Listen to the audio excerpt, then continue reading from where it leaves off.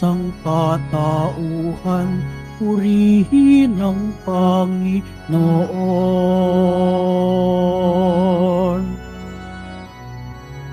Papuri sa kaitaasan, siya'y papurihan, Diyos ng lahat. O papuri sa kaitaasan, siya'y papurihan, ngayon at magpakailanman.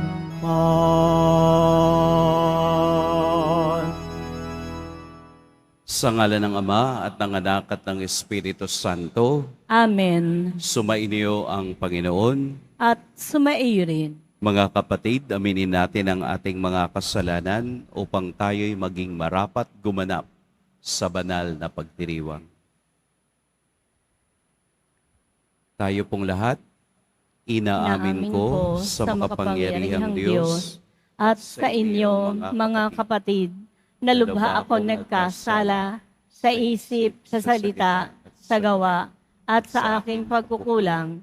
Kaya isinasamo ko sa mahal na Birheng Maria, sa lahat ng mga anghel at mga banal, at sa inyo mga kapatid, na ako'y ipanalangin sa Panginoong ating Diyos. Kaawaan tayo ng makapangyarihang Diyos, patawarin tayo sa ating mga kasalanan, at patnubayan tayo sa buhay na walang hanggan. Amen. Panginoon, kaawaan mo kami. Panginoon, kaawaan mo kami. Kristo, kaawaan mo kami. Kristo, kaawaan mo kami. Panginoon, kaawaan mo kami. Panginoon, kaawaan mo kami. Ginugunita natin ngayon si San Agustin, Obispo at Pantas ng Simbahan. Manalangin tayo. Ama naming mapagmahal, ipagkaloob mo sa iyong sambayanan ang panibagong bugso ng Espiritu na pumuspos kay San Agustin. Malubos nawa sa amin ang pananahan ng Espiritu upang ikaw na batis ng karunungan ay magbunsod ng aming pananabik at ikaw na bukal ng buhay ay aming masaliksik sa pamamagitan ni Hesukristo kasama ng Espiritu Santo, magpa sa walang hanggan. Amen. Mag-isiupo muna po ang lahat. Pagbasa mula sa ikalawang sulat ni Apostol San Pablo sa mga taga-Tesalonika.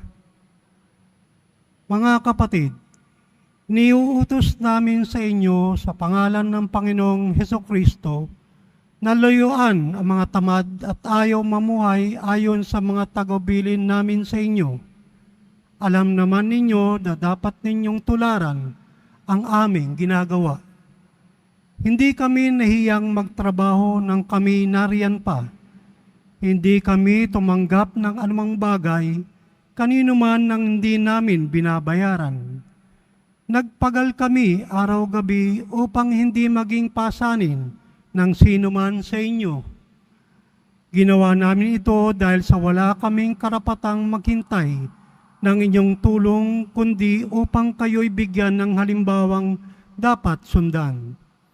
Nang kasama pa namin kayo, ito ang tagubiling ibinigay namin sa inyo. Huwag ninyong pakanin ang sinumang ayaw gumawa. Ang Panginoon na bukal ng kapayapaan, ang siya nawang magkaloob sa inyo ng kapayapaan sa lahat ng pagkakataon. Naway sumayinyong lahat ang Panginoon. Akong si Pablo ang sumulat ng pagbating ito. Binabati ko kayo. Ito ang aking lagda sa lahat ng sulat ko. Ganito ako sumulat. Naway sumainyong lahat ang pagpapala ng ating Panginoong Hesukristo. Ang salita ng Diyos. Salamat sa Diyos. Mapalad ang sumusunod na taong may takot sa Diyos. Mapalad ang sumusunod na taong may takot sa Diyos. Mapalad ang bawat tao na sa Diyos ay may takot, ang maalab na adhikay sumunod sa kanyang utos. Hindi siya magkukulang sa anumang kailangan, Ang buhay ay maligaya at uunlad ang kanyang buhay. Mapalad ang sumusunod na taong may takot sa Diyos. Ang sinuman kung ang Diyos buong pusong susundin, buhay niya ay uunlad at laging pagpapalain. Mula sa Sion, pagpapala nawa ng Diyos ay tanggapin at makita habang buhay pag-unlad ng Jerusalem. Mapalad ang sumusunod na taong may takot sa Diyos. Magsitayo na po ang lahat.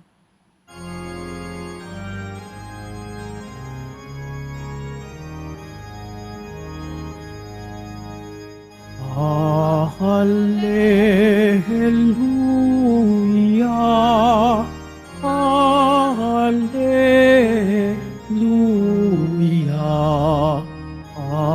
Hallelujah, Hallelujah.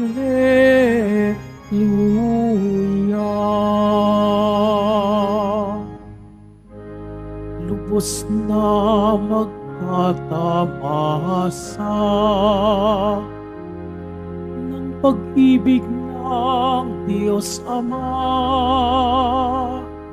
ang sumunod sa anak niya. Hallelujah, Hallelujah,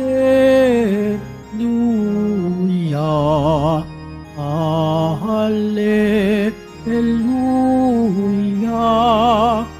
Hallelujah.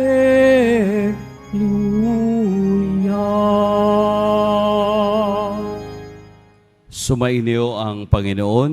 At sumairin. Ang mabuting balita ng Panginoon ayon kay San Mateo. Papuri sa iyo, Panginoon. Noong panahong iyon, sinabi ni Jesus, "Saaban ninyo mga eskriba at mga pariseo, mga mapagpaimbabaw. Ang katulad ninyo'y mga libingang pinaputi, magaganda sa labas, ngunit sa loob ay puno ng kabulukan at buto ng mga patay. Ganiyang-ganiyan kayo. Sa paningin ng tao'y mabubuti kayo, ngunit ang totoo, punong-puno kayo ng pagpapaimbabaw at kasamaan. Saaban ninyo mga eskriba at mga pariseo, mga mapagpaimbabaw. Ipinagtatayo ninyo ng mga libingan ang mga propeta at ginagayakan ang mga puntod ng mga taong namuhay ng matuwid. At sinasabi ninyo, kung kami sana'y nabuhay sa kapanahonan ng aming mga ninuno, hindi namin ipapapatay ang mga propeta. Sa sinasabi ninyong iyan, inaamin ninyong kayo'y mga anak ng mga nagpapatay sa mga propeta. Sige, tapusin ninyo ang pinasimulan ng inyong mga ninuno." Mga kapatid, ang mabuting balita ng Panginoon. Pinupuri ka namin, Panginoong Heso Kristo. Magandang umaga po sa lahat. Ang atin pong ebanghelyo ay karugtong ng ebanghelyo natin simula noong Lunes. At sa pagkakataong ito po ang huling dalawa sa 7 sumpa na binitawan ni Jesus sa harapan ng mga eskriba at pariseo. Ang kausap po ni Jesus ay mga eskriba at pariseo kasama ng kaniyang mga alagad. Sa ganang kaalaman na mayroon si Jesus, muli niyang direktang kinausap ang mga eskriba at pariseo. Sino po ba ang mga eskriba at pariseo? Ang mga eskriba at pariseo ay ang mga grupo o religious groups na gumagalaw sa templo ng Jerusalem. Sila po ay mga makapangyarihan. Sila po ang gumagawa ng mga batas sa pang-araw-araw na gawain sa loob ng templo. Sila ang nagsusupervise kung ang mga batas ni Moses ay natutupad ng bawat isang dumadalaw sa templo o yung mga Hudyo na nagbibigay galang, naghahandog ng mga iyahain sa templo. Kung ito'y kanilang nasusunod, ito po ay sinusupervise ng mga eskriba at pariseo. Dalawang bagay ang pinagsama. Ang mga eskriba ay religious. Ibig pong sabihin, sila ang nakakaalam ng letra por letra ng mga kautusan ni Moses.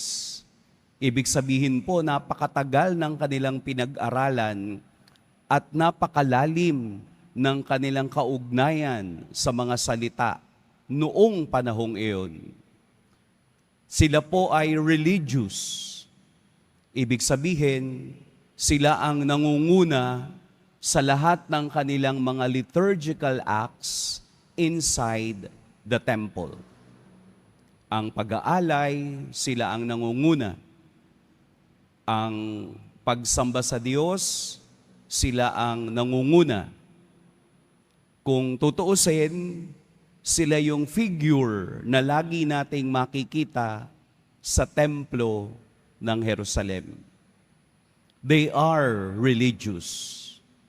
Dahil sila ay matalino, dahil sila ay banal, dahil sila palagi yung nasa loob ng templo, sila rin ay leaders.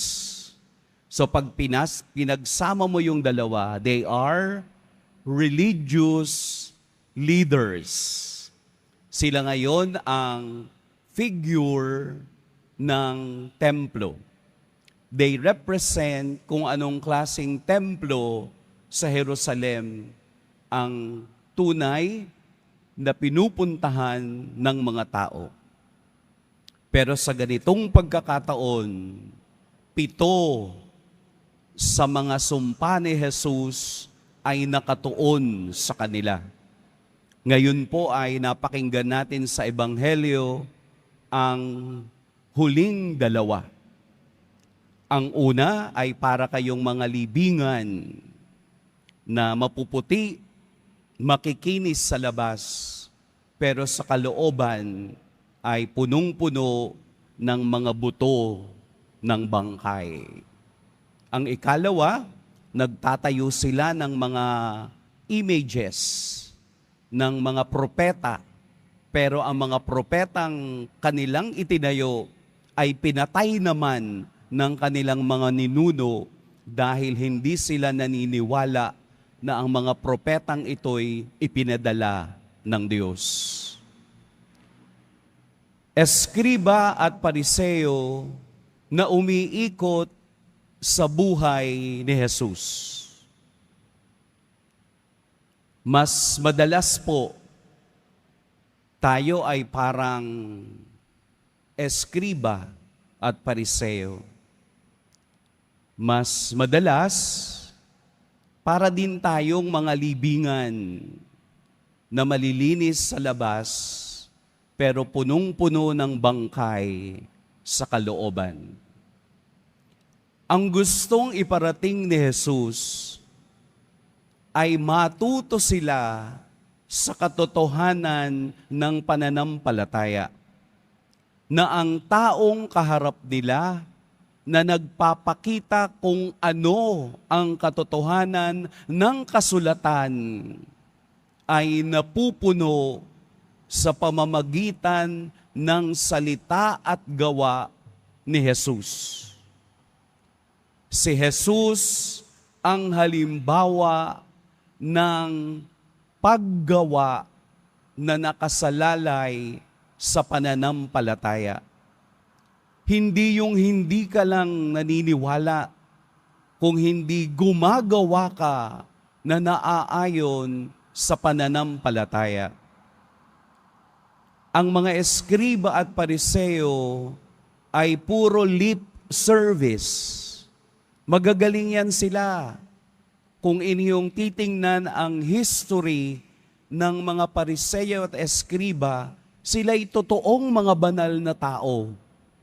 Totoong magagaling magpaliwanag ng mga kasulatan ni Moses. In fact, para ikaw ay maging religious leader, dapat alam mo sa isip mo at memoryado mo ang lahat ng mga 613 na batas na pinapatupad nila noon pa man. Ganoon sila kagaling. Pero hindi ganon ang batayan ni Kristo. Ang batayan ni Kristo ay makita ang sinasabi mo, makita ang iniisip mo, makita ang dinadama mo sa gawa. Hindi lamang palaging general statements. Ano po ba yung halimbawa ng mga general statements? Mahal ko kayo.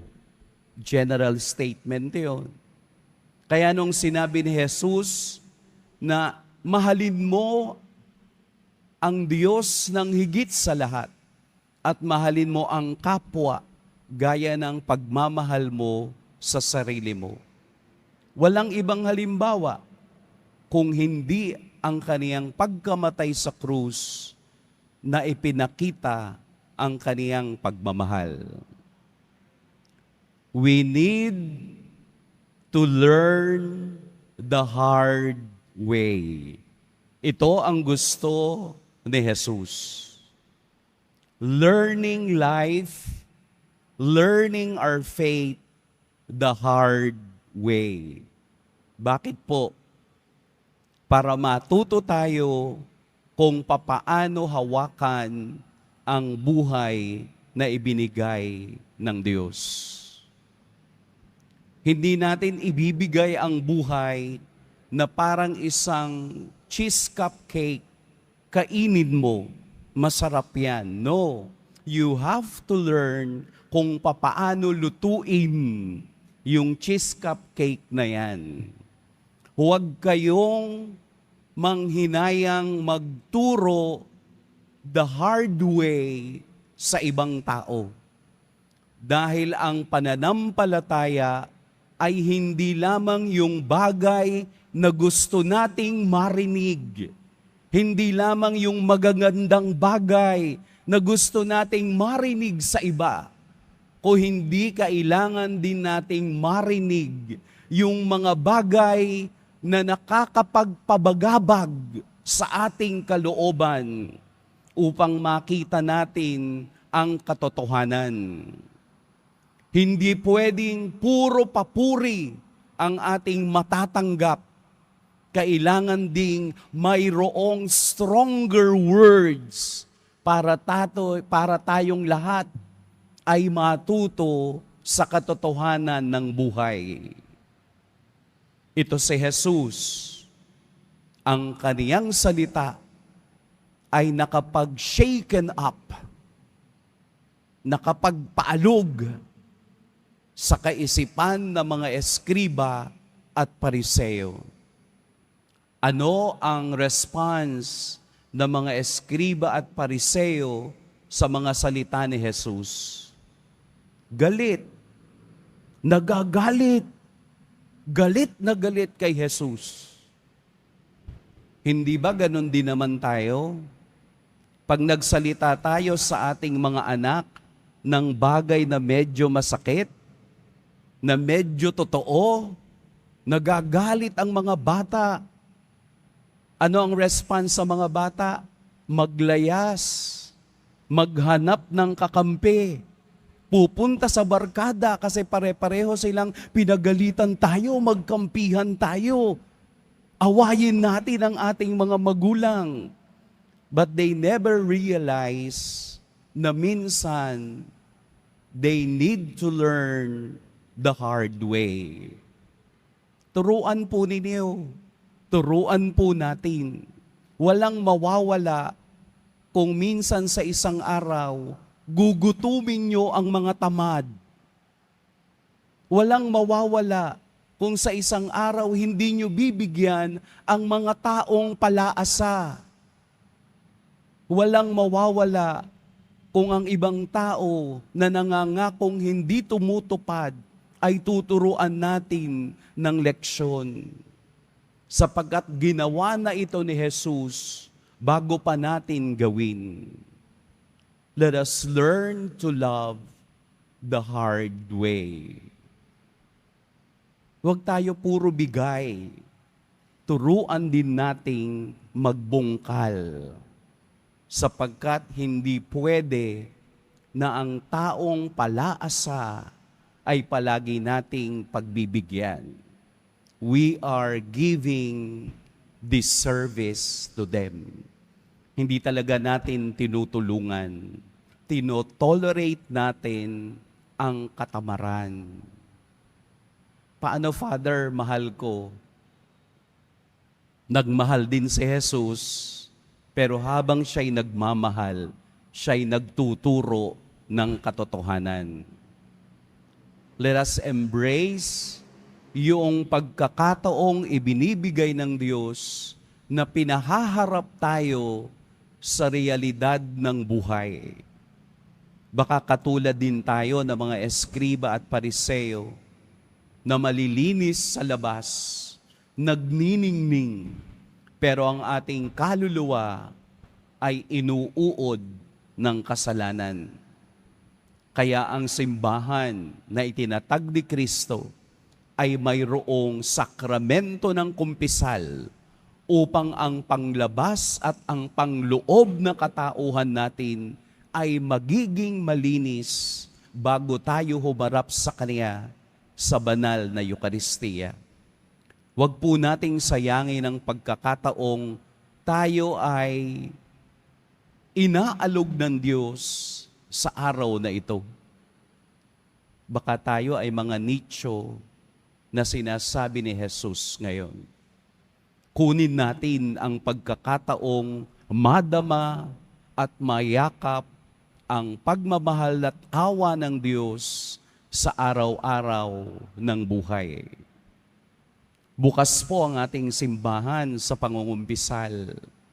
Meron po tayo mga paring palaging naririyan mula 6:00 ng umaga hanggang 6:00 ng gabi. Upang tayo'y manumbalik sa Diyos at maunawaan at madama ang tunay na kahalagahan ng pag-ibig at pagpapatawad ng Diyos. Mag-iingat po tayo ngayon at pagpalain tayo ng poong may kapal.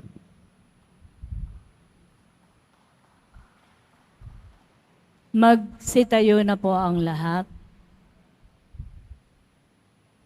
Minamahal kong mga kapatid, hilingin natin sa Panginoon na tulungan tayong maging tapat sa ating mga kilos. Panginoon, basahin mo ang aming mga puso at tugunin mo kami. Panginoon, basahin mo ang aming mga puso at tugunin mo kami. Sa ating buhay bilang bayan ng Diyos, naway matugunan natin ang mga hamon ng Ebanghelyo sa pamamagitan ng ating tapat na pagsaksi. Manalangin tayo. Panginoon, basahin mo ang aming mga puso at tugunin mo kami. Atin nawang maiwasang gumawa ng mga bagay dahil lamang sa ating pagnanasang tumulad sa karamihan o dahil sa ating pagkukunwari. Manalangin tayo. Panginoon, basahin mo ang aming mga puso at tugunin mo kami. Ang mga nawawala ng pag-asa dahil sa ating masamang pakikitungo at pag-uugali, naway manumbalik sa pagsamba sa Diyos sa pamamagitan ng ating pagbabagong buhay. Manalangin tayo. Panginoon, basahin mo ang aming mga puso at tugunin mo kami. ang mga may sakit. Naway makita makapagpagaling na kamay ng Diyos sa kanilang mga dinaranas na mga pagsubok at paghihirap. Manalangin tayo. Panginoon, basahin mo ang aming mga puso at tugunin mo kami. Ang mga yumao sa buhay na ito, naway tanggapin sa walang hanggang kaluwalhatian. Manalangin tayo. Panginoon, basahin mo ang aming mga puso at tugunin mo kami. Ama, tulungan mo kaming sambahin ka ng may katapatan sa aming puso at makalapit kami sa iyo sa Espiritu at sa katotohanan. Hinihiling namin ito sa pamamagitan ni Kristong aming Panginoon. Amen. Magsiupo muna po ang lahat.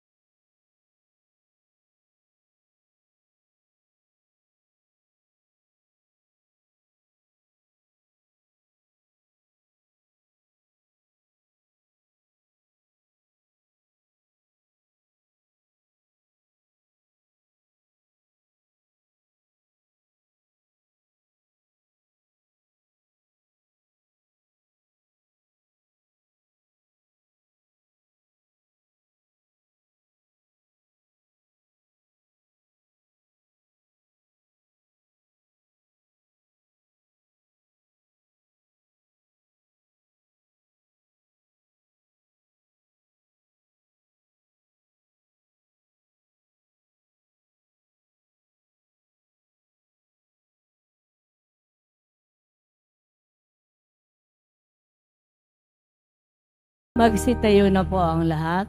Manalangin kayo mga kapatid upang ang paghahain natin ay kalugdan ng Diyos amang makapangyarihan. Tanggapin nawa ng Panginoon itong paghahain sa iyong mga kamay, sa kapurihan niya at karangalan sa ating kapakinabangan at sa buong sambayanan niyang banal. Ama naming lumikha, sa pagdiriwang namin sa pagtubos ng iyong anak sa amin, maihahain nawa ngayong ginugunita si San Agustin ang pakikinabang sa matapat na pagsasama sa panandang ito ng pag-ibig at pagkakaisa sa pamamagitan ni Hesukristo kasama ng Espiritu Santo magpa sa walang hanggan. Amen. Sumainyo ang Panginoon. At sumaiyo rin. Itaas sa Diyos ang inyong puso at diwa. Itinaas na namin sa Panginoon. Pasalamatan natin ang Panginoong ating Diyos. Marapat na siya ay pasalamatan. Ama naming makapangyarihan, tunay ngang marapat na ikaw ay aming pasalamatan. Sa pamamagitan ni Jesucristo na aming Panginoon. Ngayong si San Agustin ay pinararangalan sa pamumuhay niyang totoong uliran at pagiging maaasahan sa panunungkulan. Kaya't si Jesucristo na maaasahan sa katapatan ay inihayag sa pangangasiwa sa sambayanan. Ang malasakit na mga ulirang tagapangasiwa noon ay nagpapatuloy magpahanggang ngayon sa mga panalangin kanilang inuukol, kaisa ng sambayanan mong dito'y nagtitipon. Kaya kaisa na mga anghel na nagsisiawit ng papuri sayo nang walang humpay sa kalangitan, kami nagbubunyi sa iyong kadakilaan. Santo, Santo, Santo, Panginoong Diyos ng mga hukbo, napupuno ang langit at lupa ng kadakilaan mo, o sana sa kaitaasan, pinagpala ang naparirito sa ngalan ng Panginoon, o sana sa kaitaasan, magsiluhod po ang lahat. Ama naming banal, ikaw ang bukal ng tanang kabanalan. Kaya't sa pamamagitan ng Espiritu, gawin mong banal ang kaloob na ito upang para sa amin maging katawan at dugo ng aming Panginoong Hesukristo.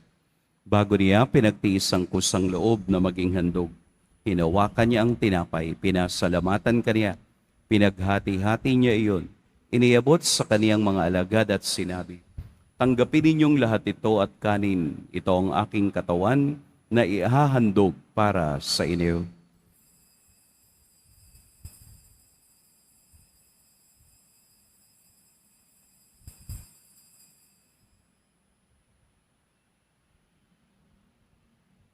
Gayun din naman noong matapos ang hapunan, hinawakan niya ang kalis, muli kaniyang pinasalamatan, iniabot niya ang kalis sa kaniyang mga alagad at sinabi, "Tanggapin ninyong lahat ito at inumin, ito ang kalis ng aking dugo.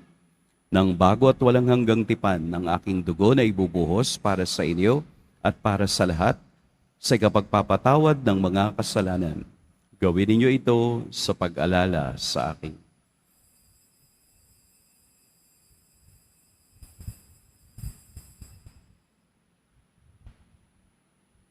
Magsitayo na po ang lahat. Ipagbunyi natin ang misteryo ng pananampalataya. Si Kristo'y namatay, si Kristo'y nabuhay, si Kristo'y babalik sa wakas ng panahon. Ama, ginagawa namin ngayon ang pag-alala sa pagkamatay at muling pagkabuhay ng iyong anak.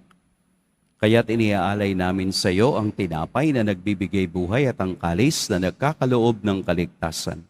Kami nagpapasalamat dahil kami iyong minarapat na tumayo sa harap mo para maglingkod sa iyo.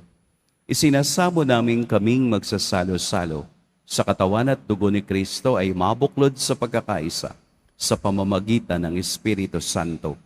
Ama, lingapin mo ang iyong simbahang laganap sa buong daigdig. Puspusin mo kami sa pag-ibig kay San Francisco na aming Papa at ni Jose na aming Obispo at ng Tanang Kaparian. Alalahanin mo rin ang mga kapatid naming nahimlay nang may pag-asang sila'y muling mabubuhay, gayon din ang lahat ng mga pumanaw.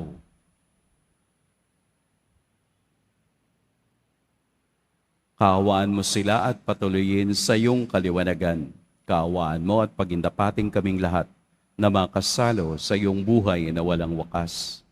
Kaisa ng mahal na Birheng Maria na ina ng Diyos, ng kabiyak ng puso niyang si San Jose, kaisa ng mga apostol ni San Juan Bautista, at ng lahat ng mga banal na namuhay dito sa daigdig ng kalugod-lugod sa iyo, maipagdiwang nawa namin ang pagpupuri sa ikararangal mo sa pamamagitan ng iyong anak na aming Panginoong Heso Kristo. Sa pamamagitan ni Kristo, kasama niya at sa Kaniya, ang lahat ng parangal at papuri sa iyo, Diyos, Amang makapangyarihan, kasama ng Espiritu Santo, magpa sa walang hanggan. Amen. Sa tagubili ng nakagagaling na utos at sa turo ni Jesus na Panginoon natin at Diyos, ipahayag natin ng lakas loob. Ama namin, Sumasalangit ka, sambahin ang ngalan mo, mapasa amin ang kaharian mo, sundin ang loob mo dito sa lupa para nang sa langit. Bigyan mo kami ngayon ng aming kakanin sa araw-araw at patawarin mo kami sa aming mga sala para nang pagpapatawad namin sa nagkakasala sa amin. At huwag mo kaming ipahintulot sa tukso at ihadya mo kami sa lahat ng masama. hinihiling namin kami iadya sa lahat ng masama. Pagkalooban ng kapayapaan araw-araw, iligtas sa kasalanan at ilayo sa lahat ng kapahamakan. Samantalang aming pinananabikan ang dakilang araw ng pagpapahayag ng tagapagligtas naming si Heso Kristo. Sapagkat iyo ang kaharian at ang kapangyarihan at ang kapurihan magpakailanman. Amen. Panginoong Jesucristo, sinabi mo sa iyong mga apostol, kapayapaan ang iniiwan ko sa inyo, ang aking kapayapaan ang ibinibigay ko sa inyo. Tunghayan mo ang aming pananampalataya at huwag ang aming pagkakasala. Pagkalooban mo kami ng kapayapaan at pagkakaisa ayon sa iyong kalooban, kasama ng Espiritu Santo, magpa sa walang hanggan. Amen. Ang kapayapaan ng Panginoon naway laging sumainiyong lahat. At sumaiyo rin. Magbigayan kayo ng kapayapaan sa isa't isa.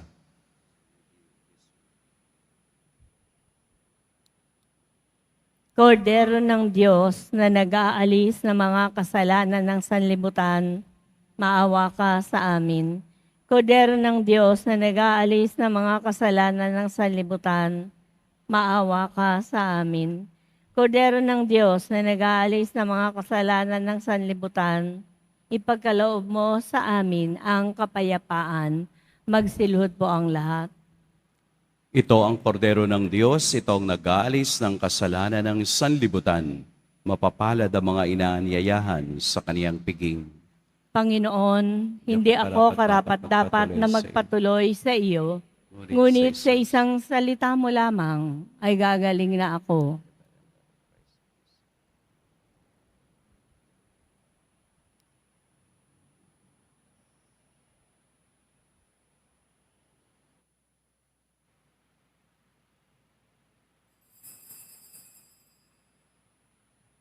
Para po sa lahat ng tatanggap ng banal na komunyon, sasagot po tayo ng amen. Pagkasabi po ng pari o ng lay ministers ng katawan ni Kristo, at isubo po agad sa bibig bago umalis sa harapan ng pari o ng lay ministers. Sumunod po tayo at maraming salamat po.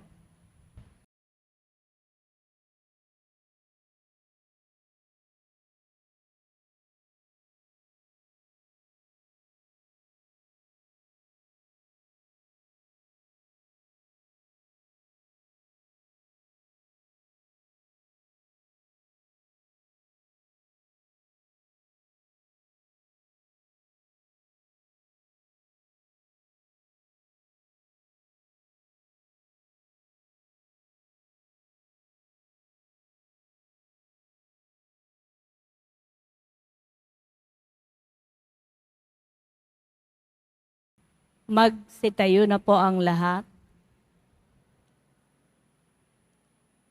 Manalangin tayo.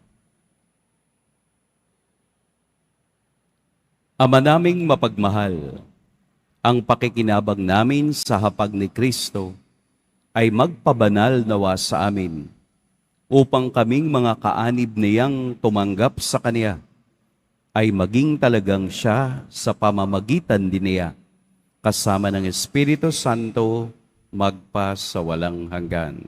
Amen. Sumainyo ang Panginoon. At sumaiyo rin. Yumuko kayo para sa pagbabasbas. Mahal na poong Jesus Nazareno, inihayag mo sa pamamagitan ng krus ang walang maliw na pag-ibig ng Diyos sa sangkatauhan. Pakinggan mo po ang kahilingan ng iyong angkan na nagsusumamo sa iyo. Makamtanawa nila ang iyong katugunan at tanggapin ang kasagutan na may utang na loob na tinatanaw. Basbasan din po ninyo ang mga daladala nilang mga imahen at dasalan. Sa pamamagitan ng bendisyon na ito, naway maalala nila ang mga pangako nila noon sa binyag, na ikaw ang kanilang iibigin at paglilingkuran bilang Panginoon magpa sa walang hanggan. Amen. At pagpalain kayo ng makapangyarihan at mapagmahal na Diyos, ang Ama at Anak at Espiritu Santo. Amen. Tapos na ang ating pagdiriwang, humayo kayong taglayang kapayapaan ng poong Jesus Nazareno. Salamat sa Diyos.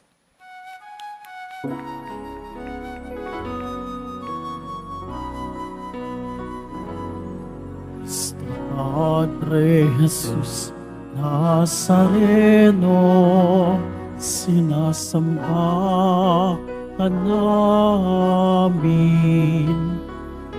Pinipintuho ka namin. Aral mo ang aming buhay at kaligtasan.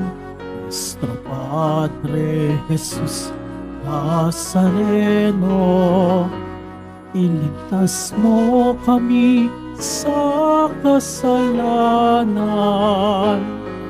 Ang krus mong pinamatayan ay sagisag ng aming kaligtasan. Nuestro Padre Jesus Nazareno, inarangal ka namin. Nuestro Padre Jesus Nazareno, inalhati ka namin. Nuestro Padre Jesus Nazareno, inarangal ka namin. Nuestro Padre Jesús Nazareno, luwalhati ka namin.